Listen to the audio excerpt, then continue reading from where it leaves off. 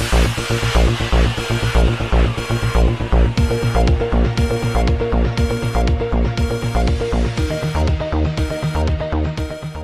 اللہ الرحمن الرحیم۔ السلام علیکم ناظرین، کراچی کا علاقہ ہے سرجانی ٹاؤن، جہاں پر لینڈ گریبرز اور قبضہ مافیا کی منمانیاں عروج پر ہیں۔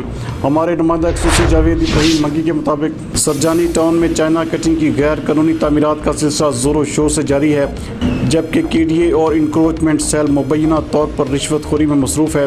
ذرائع کا کہنا ہے کہ سرجانی ٹاؤن میں Abdul Rahim Goth, Jilani town, L1 sector 2، Bismillah town, Saira Bi Bi Goth, Rajput society, Memon society, Jilani corner اور دیگر علاقوں میں چائنا کٹنگ نے زور پکڑ لیا ہے۔